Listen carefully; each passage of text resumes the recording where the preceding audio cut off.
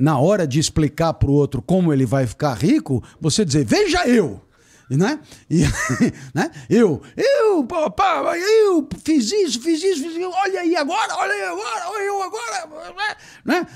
Tô rico pra caralho, e tal, coisa e tal. Porra, eu precisaria estar muito chapado pra uma dessa, porque nunca cheguei lá. Então, eu posso servir como contra-exemplo. Olha, eu fiz assim, não deu certo. Então, sobraram 6 alternativas, porque eu tinha 7. A minha não é a boa. E aí, isso permite ao indivíduo reflexão, maturidade, até, viu? Qual é a ideia? A ideia também é tirar dos ombros a responsabilidade de acertar sempre. Porque isso de acertar sempre, pode acreditar, nisso alguma falácia sempre, sabe? É só você chegar perto das pessoas de altíssimo sucesso para você ver como o buraco é mais embaixo. Sabe? Muita coisa também não deu certo, muitas decisões foram equivocadas e tal. Então, muitas vezes as pessoas também reconstroem a trajetória de vida de uma maneira assim, cinematográfica, como se tudo fosse um encadeamento de ocorrências maravilhosas e tal, e às vezes não foi bem assim que a banda tocou.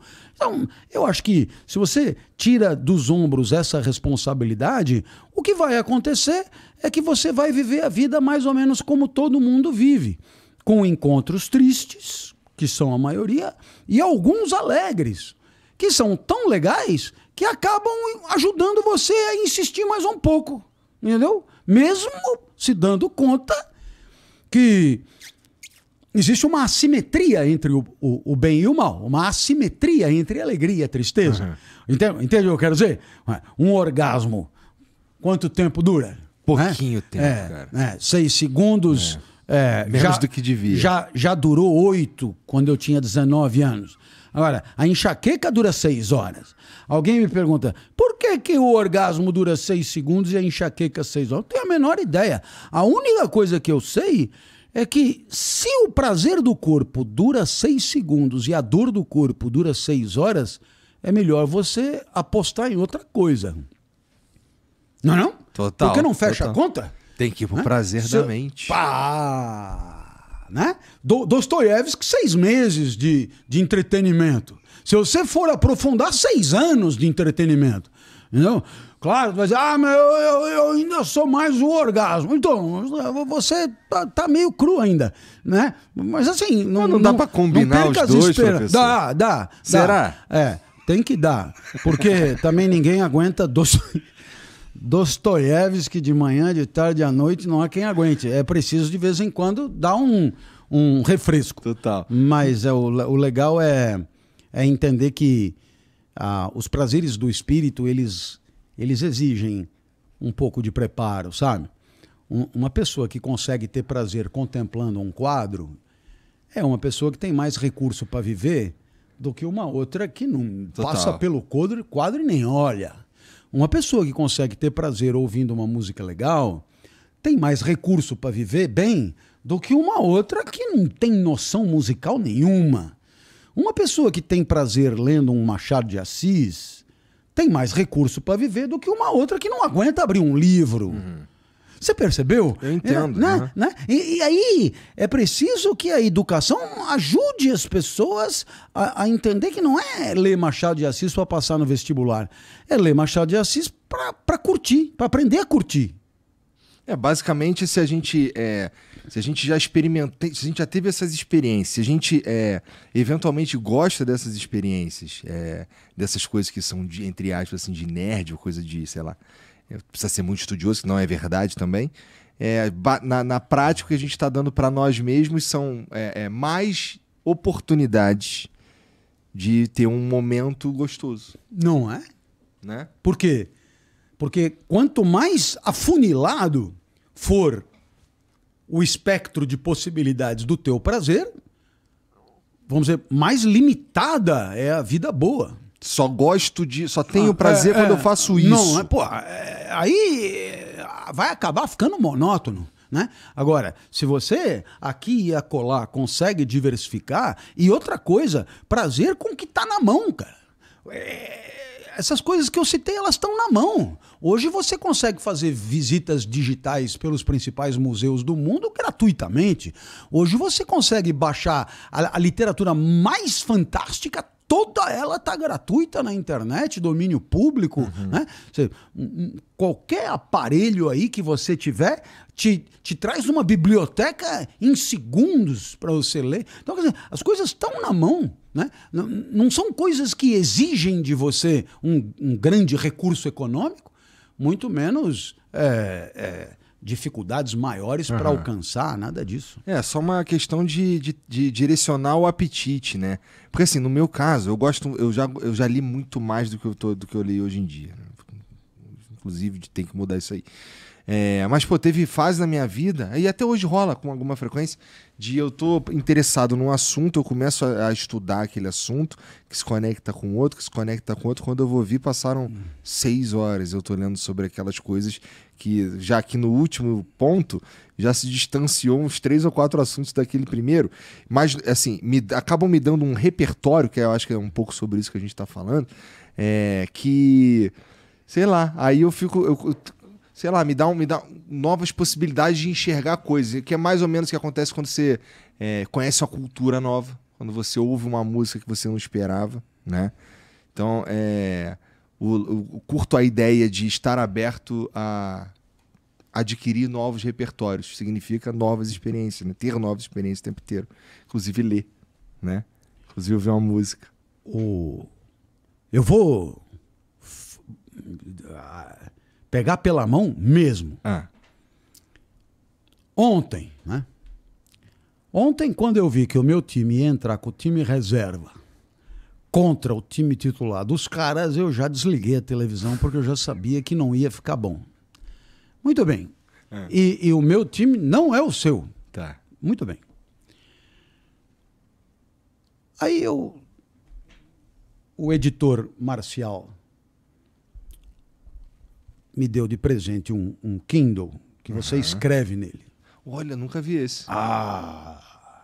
Ele é maior e você escreve. Você baixa o texto, aí você, isso aqui é interessante. Você clica lá, abre uma nota assim e você escreve. E aí fica paralelo ao texto, o teu texto.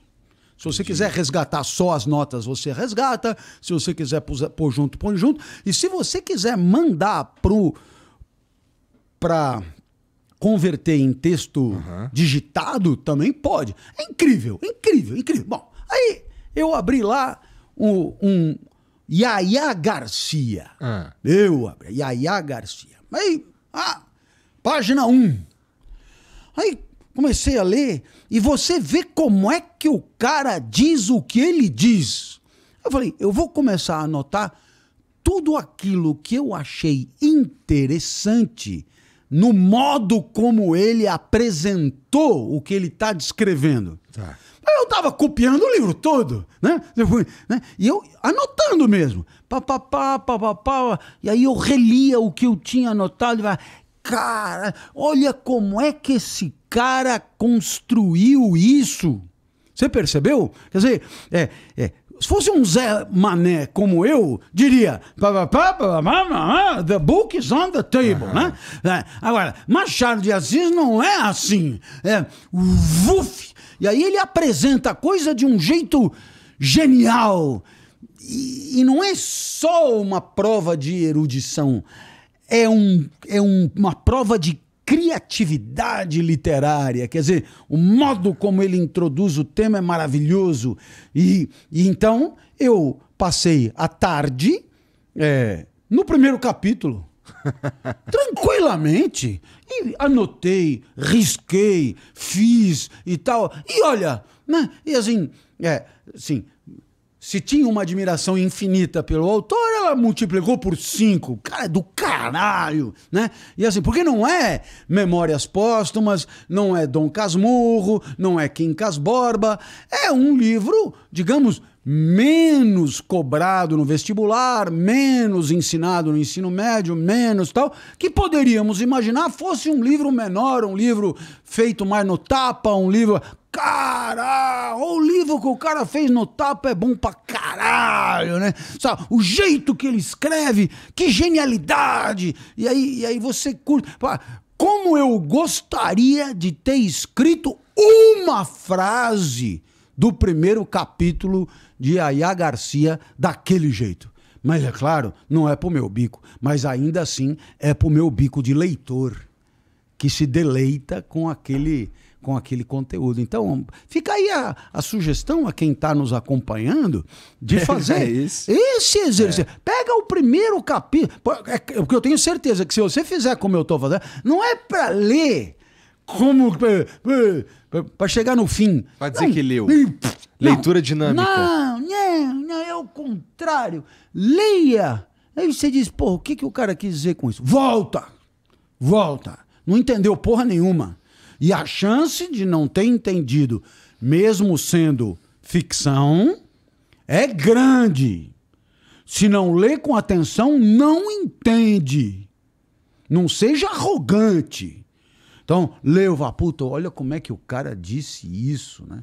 E se tiver alguma palavra que você não sabe o significado, nenhum problema. Você tem um negócio chamado dicionário que te permite ver o significado daquilo e você vai degustando o modo como o cara vai aprender. Se você fizer isso, você vai acabar querendo ler o segundo capítulo, né? E aí... Se você lê o segundo capítulo, você já foi fisgado pelo autor e você vai até o final de uma obra simplesmente maravilhosa. E isso não... E o vestibular? Já foi, você já passou no vestibular. Você está lendo pela leitura, lendo por você, lendo pelo seu deleite, lendo... Professor, eu não consigo ter prazer lendo esse negócio. Então, veja, cobre isso dos nossos educadores, porque essa era uma tarefa deles, né?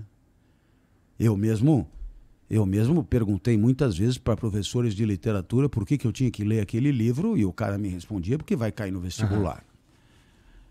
Ele perdeu a oportunidade de dizer, eu estou recomendando esse livro porque quando eu li, eu delirei na leitura. A leitura é do caralho. Vamos ler junto a primeira página? Olha. E o cara, ele pelo exemplo dele, ele me contagiaria. Não tive. Provavelmente você também não teve. E aí, eu queria exortar os nossos professores. É preciso despertar o prazer do conhecimento, o prazer do estudo, o prazer... né? Você vai dizer, professor, o senhor fala isso porque o senhor não conhece os alunos de hoje e tal. É possível. Mas será que, né, não é uma coisa de morder o próprio rabo? Quer dizer, o aluno é muito chato e aborrecedor porque ele não vê graça nenhuma naquilo e ele não vê graça nenhuma naquilo porque ele é chato e aborrecedor. Você não sabe muito bem onde que a coisa começou, né? Então, nós ainda temos a responsabilidade civilizatória de definir o que a sociedade acha que o cara tem que saber. E se nós achamos que o cara tem que saber a literatura dos nossos grandes escritores, pois que ele goste disso. Já que ele tem que saber, que ele goste disso. E para isso é preciso que o professor, ele também goste disso. É preciso que ele contagie pelo seu deleite, pelo seu olho arregalado, pela sua vibração, e não por um protocolo arrastado.